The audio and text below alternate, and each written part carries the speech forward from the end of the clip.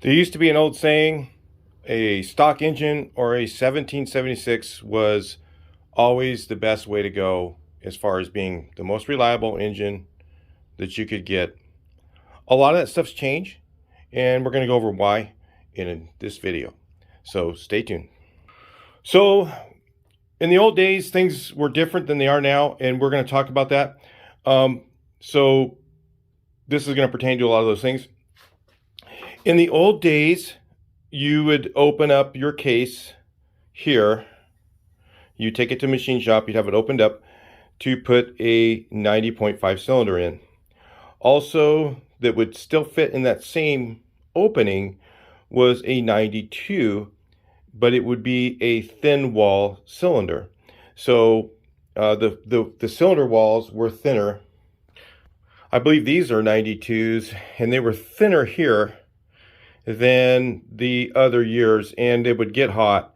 So the 92, the 1835 back then, which was 69 by 92, was a hot running engine. And so that's why they used to make, everybody would do 1776, because it was a nice thick wall cylinder, and the thicker the wall would not run hot.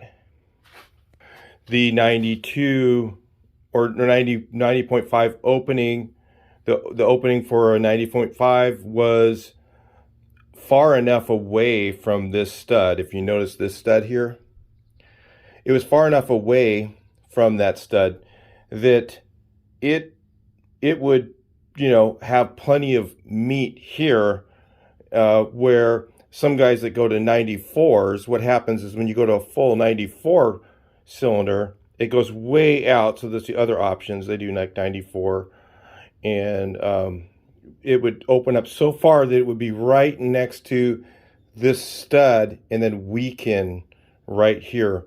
So that's why they used to say the 1835 or the 1914 was a terribly bad engine as far as longevity. It wouldn't last as much. Or 1915, I don't know how you want to calculate it.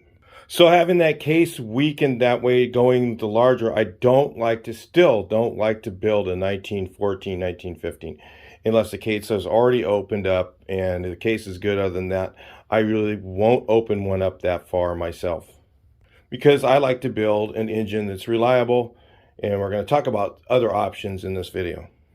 So back in the old days, these are 40 horse cranks, but a brand new Volkswagen stamped 1600 69 millimeter crank, made in Germany, Volkswagen stamped, was 50 bucks.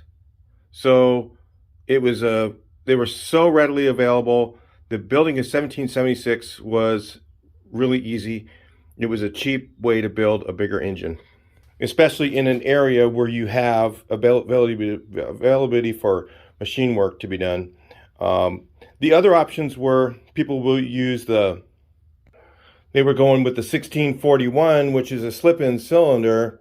And the problem with the 1641 is the same as the 1835. It's a thin wall cylinder. I don't like to, again, build a 1641. It can run very hot. It's much better to go with other alternatives. Back in the old days, they also made a 87 slip-in, which made a 1679, and it was even thinner. Those were like paper thin, and we, again, we'd never build a 1679, never build a 1641. They were just too thin of a wall cylinder. So those, again, I would say were unreliable. And still today, if you go thin wall on anything, I would not do it. So when you built your 1776, you also had to open up your heads. These are 40 horse again, but we'll just use these as an example. You had to open up here for your larger cylinder to go in to build a 1776. So you'd have to do your heads and your case. Or again, you could go all stock 1600. So the reason that everybody was doing that is two reasons, really. The 1600, let me give you an idea. The 1600 rebuild kits were less than $300 back in the old days. You could go to a machine shop and have them open up the cases. Some guys even had the drill press set up, and we don't recommend doing that now, but they had the drill press set up and they would do them at home with the Jernberg type of drill press thing. It does work. They would do their own heads and they would open them up for 1776 for the 90.5 cylinders, and it was a big thing. Everybody was doing it. And there's still nothing wrong with opening that case for 1776. It really doesn't do anything to weaken it. It actually is a great upgrade. Back in the days, your engine kit would include a brand rebuilt, reground crankshaft. You'd only use 1010s at the most. And if it had to go 2020, we just put a brand new one in for 50 bucks. And you would get rebuilt rods. You'd get a crankshaft. You'd get all your bearings, everything you needed to rebuild your engine for those kind of prices. Back then, your stroker crank was about 250 bucks. And that was a lot of money, because remember, your whole engine kit was less than $300. So a stroker crankshaft at $250 would double your cost of your rebuild. Now, it's not only the stroker crankshaft, but you have to get clearanced rods. And back years ago, they would take VW rods and re-clearance them, and they charge a lot for that. And they would weaken them. Or you had to go with like Carrillo rods, which were the H rods that they had back then. And those were, I think, around $400 at that time. So now if you took your crankshaft cost of $250 and you added another $400, that was $650 added to your cost of your engine. And, and then you would, to do even larger, you'd have to open up your case and whatever, go like to 78, you had to open up your case and do a bunch of machine work. It got very, very, very expensive to build a stroker engine. The only case that you could get that I was aware of was a Scat case. And Scat still has the molds for that. I was talking to Tom and I was like, dude, why don't you start making cases again? He goes, we've been thinking about it, because the bubble tops are getting kind of pricey coming out of Brazil. And I don't really know how long we're going to be able to get them for. Maybe I've heard that the Brazilian importer might be wanting to retire. I don't know. So I don't know how that's going to work out, really. It was something about the CNC machine that works a different direction that he needs, or some access to one of those. I don't know. He knows. I don't know that stuff. I just, I'm not the machinist guy. In fact, I'm not really the engine builder myself. I do a little bit of that, but it's not really my thing. I do know what stuff goes in the engine that I want, and like the engineering stuff, and what stuff to do, and I do know how to build an engine. I've done several. But I don't consider myself an engine builder at all. So what has changed today that makes it different? And there's a few things. It's called AA Performance. And they make some really cool stuff that they've gotten pretty well sourced, even though it's made in China. It's not bad quality. The diminishing supply of these crankshafts has made the cost go way up. I remember back in the day, even if you wanted to go like to a 69 millimeter and counterweighted crank, they had those for about $100. Again, if you went to the stroker 74, it was $250 plus the rods. You had to buy the rods with it. So when you added that $600 to the build, it was just way too expensive to do. So people weren't experimenting with larger engines very often for reliability. I'm just going to go with pre-pandemic prices. I don't really know what they are now, but a stroker crank was around $250 plus or minus, whatever. It's going to be somewhere in that neighborhood. Around $250. A set of the clearance rods are about $130. So in today's prices, that's almost, it's less even than it was back in the old days. So building a 74 is really, really good deal. So the stock crankshaft was $69.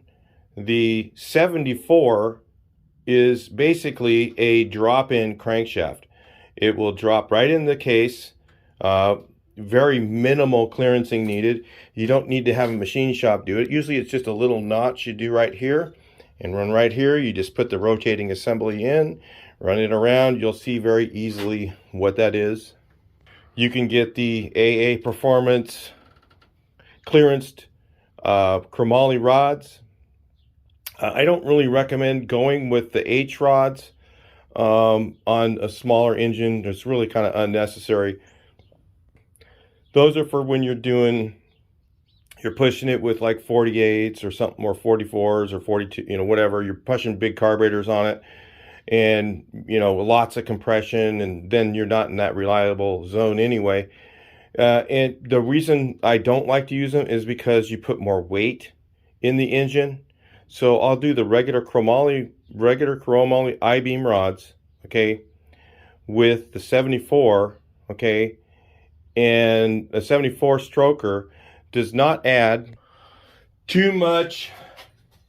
I'm gonna give you the example. Too much when you have opposing pistons going this way, right? What it does is it causes slight movement in your case. So having a 5mm extra stroke without taking away any of the case strength, really, and running shorter rods. I believe that I just confirmed this with Brothers Machine Shop. When you go to get your machine work done, they know. I believe we were using, it's been a little while since I put one together, a 74. We used the 5375 rods instead of the 54s. Even 54s will work, but I think we used the 5375s, and they're a little bit shorter rod than the original one, which gives you less weight, right? A shorter rod is lighter, and chromoly, I believe, is lighter than the cast iron. I'm not sure, but I haven't measured that, but I believe it is. And so it gives you less reciprocating weight, moving weight, or the same as doing the 69mm. So you end up with a really good, strong, reliable engine. So if you were going to build a 1776 and you wanted a really good, reliable 1776, you would want to put the stroker crank in, or I mean, not put the stroker crank in. You'd want a counterweighted crank, okay, to get more reliability. Back years ago, the stock 69mm cranks were like $100. Now they're like the same price as the 74. So you might as well, for another $130, going to build a counterweighted engine, you might as well go to the 74 and buy the short rods. Again, by the time you pay to get your rods resized and all that other stuff, you're really right in there. And some guys say that you should resize all the AAs, because what happens, one of the things you'll find is when you put them together, let me just show you an example real quick. This is a wasted rod, but I'm going to use it as an example. You would get, one of the problems they have is, you see where the tangs are right there, is the machine work is a little bit not the greatest. So a lot of guys will say you got to resize them, because if you get them resized, they're going to redo the tangs, and then the bearings will fit better, which is, probably the proper way to do it. But we've had really good success in just putting them together, okay, dry, putting it on the crankshaft, rotating it around, okay. There's usually a tight spot. You pull it off and you'll see kind of where it is. It's usually right around here where the tang is. You pull the bearing out and give it just a little bit of file wherever it's needed. You look at it real close, get your reading glasses out, and look for the little bad machine area around the tang, and kind of give it a little massage, put it back together, put it on the crank. If you're not comfortable doing that, you might want to have them resized. Again, I've had really good success getting those done that way. So for about this, just for a few dollars, well, about the same amount of money, or maybe a few dollars more, you can get a little more poop out of your engine and still have something very reliable. A 74 stroker today with a 4340 chromoly crank, or a 4140 even, if you go the cheaper route, if you're not going to put a lot of carburation on it, you're not going for big horsepower, you can have a really long-term reliable engine and have a few different engine sizes. Let's talk about what they are. So number one is a 1904, which is a 90.5 cylinder and a 74 stroker engine, and with a counterweighted crank, chromoly rods, the regular I-beam rods, not the H. Again, more weight. You're putting more weight in there. So having those H rods is going to give you a little more weight to move around. It's going to cause a little more of this on the case. So it's not going to last as long. If you're going to do that kind of thing, then you can get your center main. They'll put what they call a shuffle pin in it. And that shuffle pin will hold the case a little bit. The aluminum cases, the reason I always recommend going aluminum, the reason I have the bulletproof engine on the aluminum case is because all center mains, all of them, are all shuffle pinned.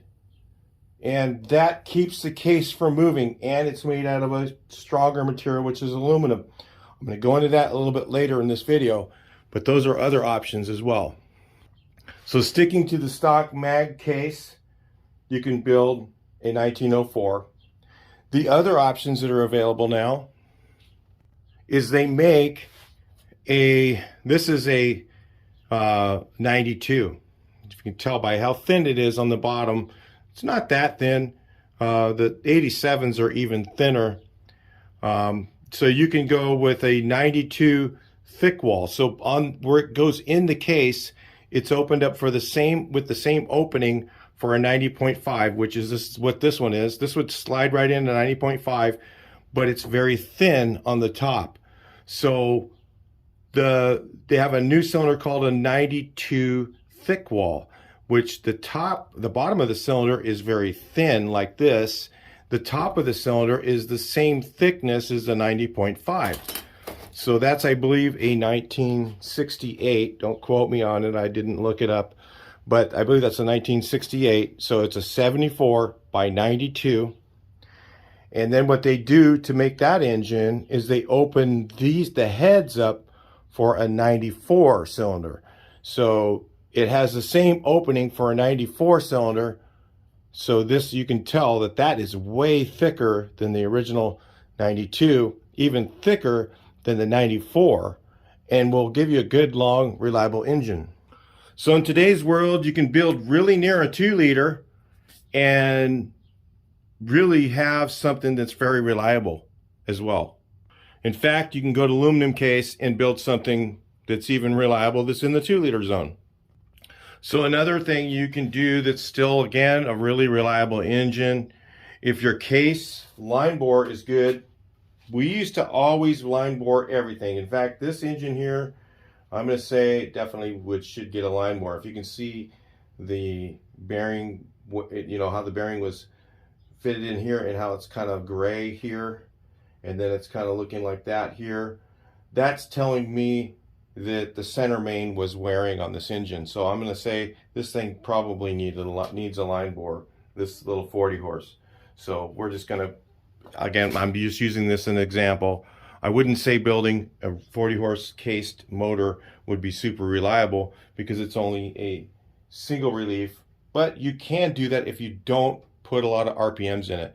If you keep your RPMs down and you build an engine for super torquer, even a single relief case can last a long time, as long as you're not, screaming it down the freeway, putting RPMs in it all the time. It's not going to last if you do that. So if your line bore is good, but you don't have access to get your case opened, you can do the 88 thick wall. Again, the 88 thick wall is basically the same principle. It's a little bit thinner here than this is. It slides in your 1600 case without it even being opened. Okay, it slides right in the same opening, but the top is you have to machine the heads for the 90.5. So it has a nice thick cylinder wall.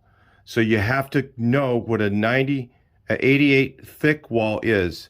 Now that builds with the 74 crankshaft, that builds a 1800. Now, when you do that, I believe that they have, I think Mole, I'm not sure, this cylinder won't fit in here because it's a 40 horse case, but, well, plus it's a 90.5 or a 90.5 opening, you know, it's actually 92, but anyway, you get the message. So basically, you can build that engine with a stock case, okay, with a stock opening case here, and you would just get the heads machined. Now, if you don't have access to machine shop for the heads, you can go again to AA Performance, buy brand new heads. Carcraft sells them at a really good price. That's the best place I know of to buy them retail. It's through Carcraft. They have the AA Performance big valve heads, okay, and they come in whatever sizes. And I don't even know, you can probably get the stock ones without the big valves, and I think that they have those in other opening sizes. Not 100% sure on that. But you also need to make sure that you get the Mole pistons with the short skirts on them. When you do, I think it's the Mole makes the piston with a short skirt. I don't know if they make them in AAs, but the piston cylinder set, you need to make sure that it has the short skirts on them with the 88s. And if they don't make them, then you're going to have to play with things like, you know, recutting those. It's a little bit of machine work. Maybe take them to a machine shop and have them recut the piston skirts. Here's kind of the difference. These are both A pistons. Well, this one might be 40 horse, I don't know. But you can see the shorter skirt on these. These are the 92s Mole, and they're just a little bit shorter than the 1600 skirts, because the skirts are going to want to rub the crankshaft when it goes all the way in. So you need short skirts on your pistons if you're going to do it. That's why I recommend going to the 74 opening, or the 90.5 opening with the 74, and that will make sure that you get the right pistons you need. So if you're going to build your own engine, you want to take a little more time when you're doing a stroker and just fit everything, put it together carefully. But you can also go to an engine person and say, hey, you know what, I want to build a 1904, and it should be just maybe a few $100s more than having an all new 1776 done. And you'll have a bigger engine, you know, more displacement, puts less stress on, you're not using all of the power too. So it really just can help for reliability if you're easy on the lead foot. It also will help you get up the hills a little better. You still need to listen to your engine and downshift when she starts to get hot. Go nice and slow up those hills, especially if you're running any kind of compression. So like a lot of these, I'm running 8.5, 9-to-1. And when you're running that kind of compression with premium fuel, you need to listen to the engine. It can get hot when you're climbing a hill. Normally, if I'm just driving normally and I have all the coolers and everything I've got on mine, which is, you know, other things that I could recommend, you know, putting on the full flow system and all that stuff, and a second cooler on if you're really looking for super reliable, that can really make a difference. A doghouse fan shroud on just about every engine is never a bad idea.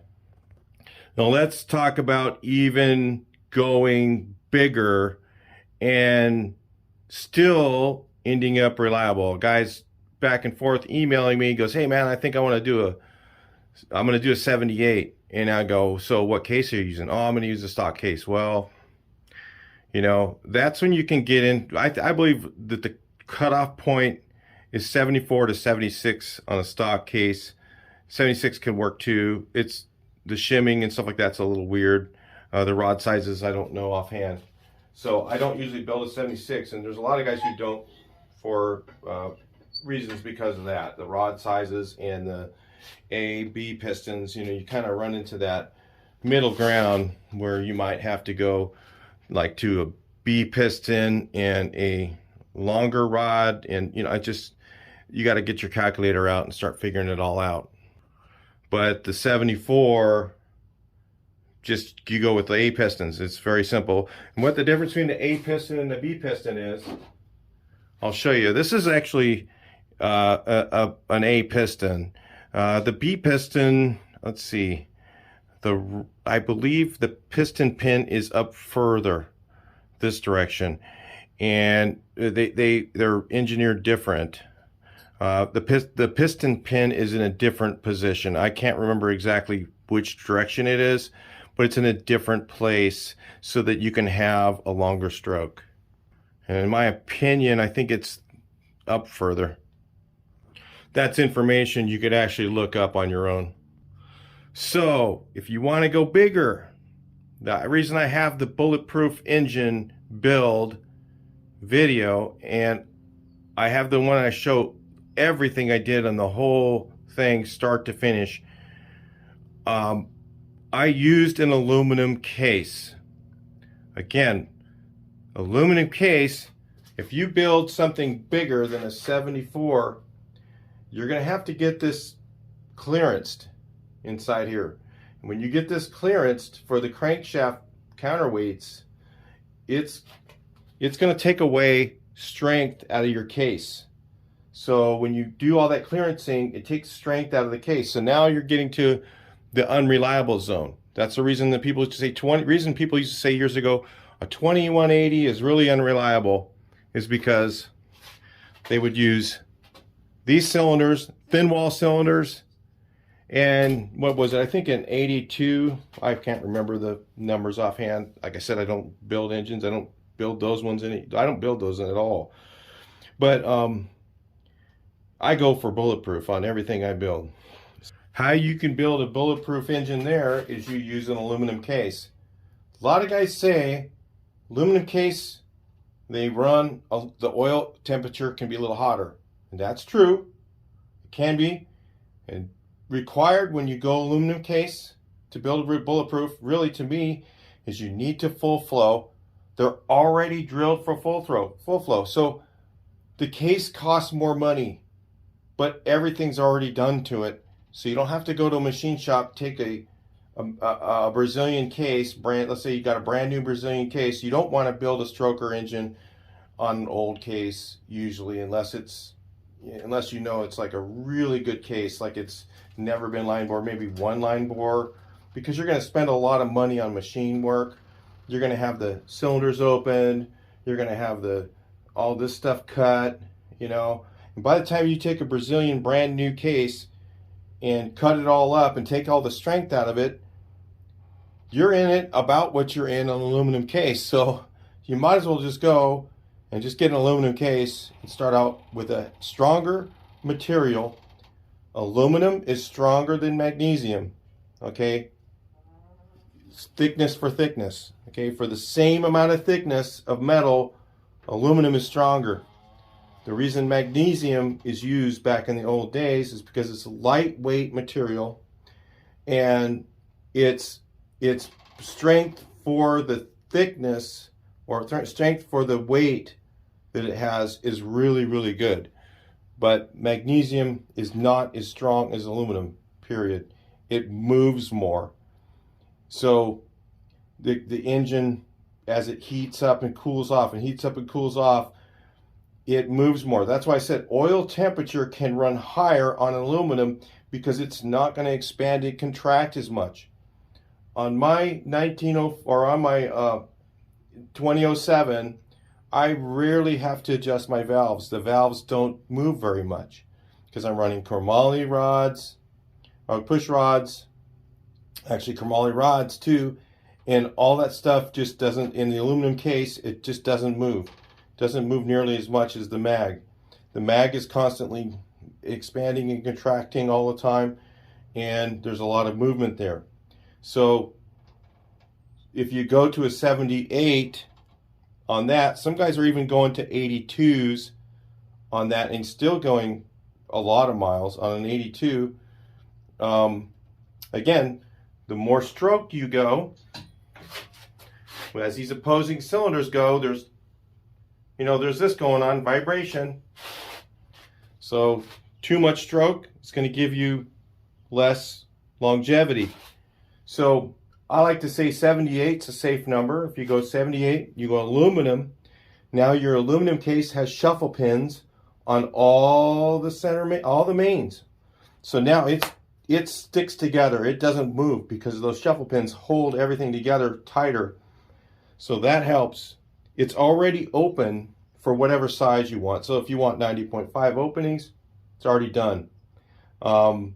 It's already drilled for full flow. So like I said, clearancing inside, it's a bubble top case, so it'll take a larger crankshaft. You don't have to machine anything to do it. So by the time you add up all that machine work, you're basically at the same amount of cost. I mean, maybe it's a little bit more, but you're getting more because you have a stronger material, and you've got a great, reliable engine. So if you go to a larger stroke, you really should be good idea to go the aluminum case. Now there's a couple of problems we've found. It's random, and stuff you need to check on those aluminum cases is right here where this pulley goes in. Sometimes the machining is off on that, or it might be that the pulley, the new pulleys are if you get the aluminum pulley, maybe it's not working. Some guys are wanting to go to the sand seal. I don't like to go sand seal because what it does is it makes this pulley really, really thin, really, really close to that woodruff key.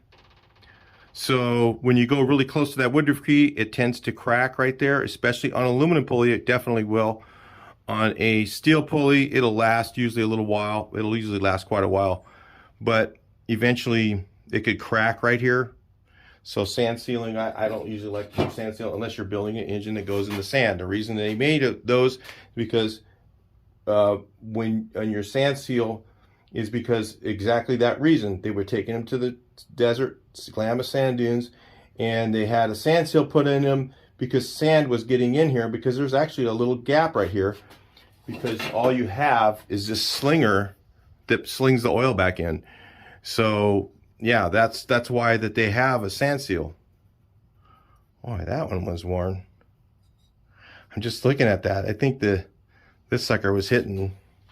Look at that really close. I don't know if I think that was off of a different engine, not off this one. So you start with an aluminum case, you can go a little bigger. Now what happens when you go to an 82?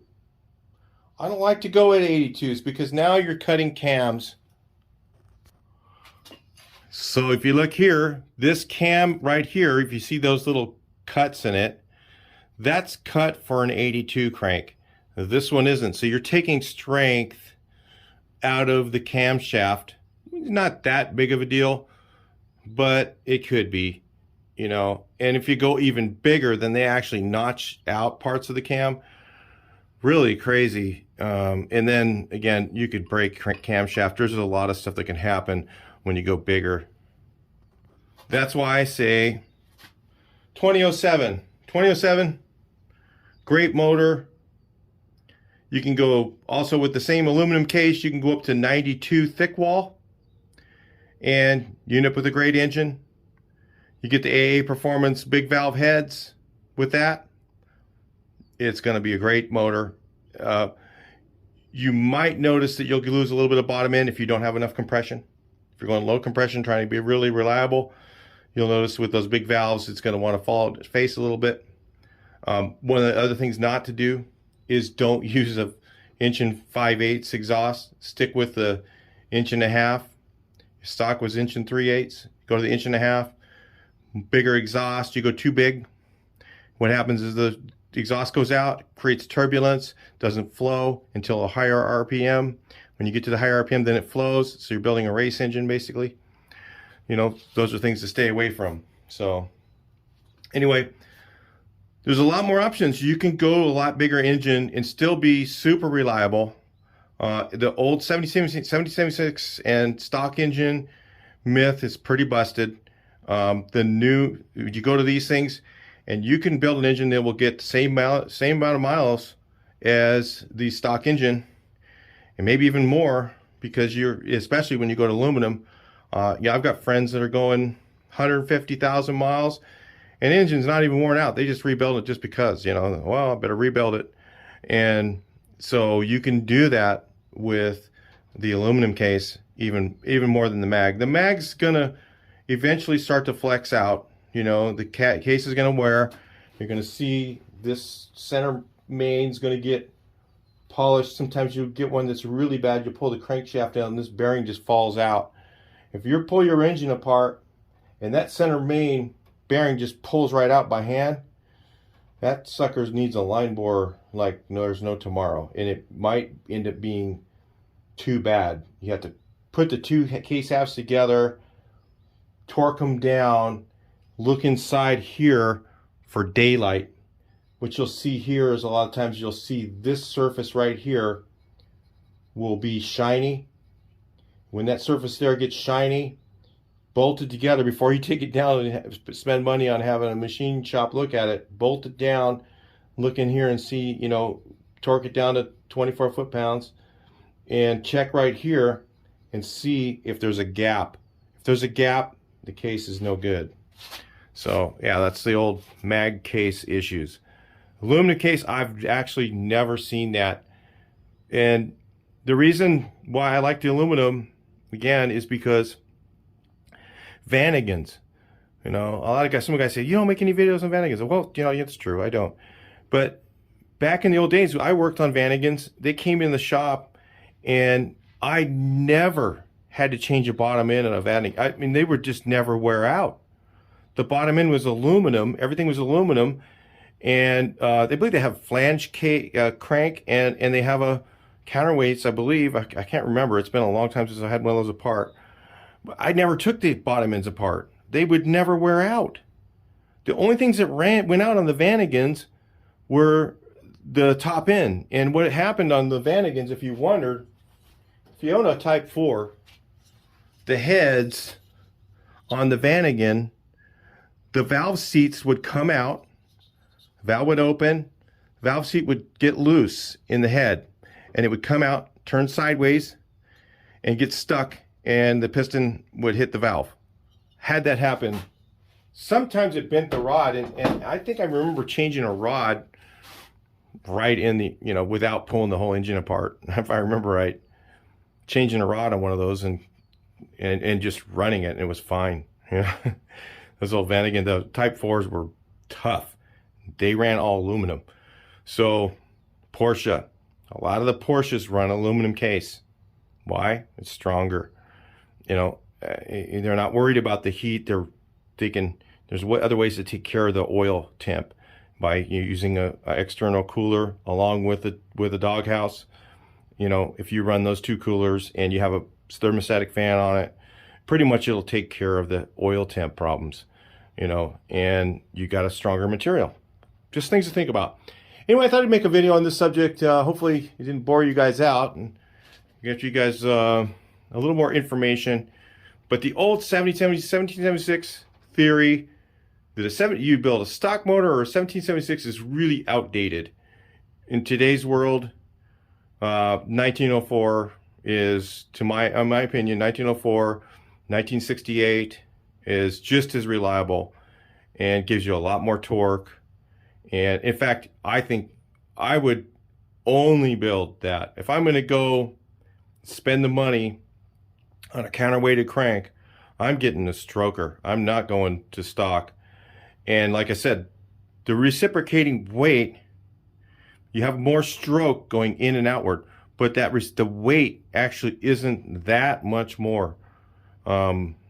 It still is in that area where it could still last a long time. So anyway, I'll talk to you guys in the next video. Please like, share, and subscribe. I hope you enjoyed this one.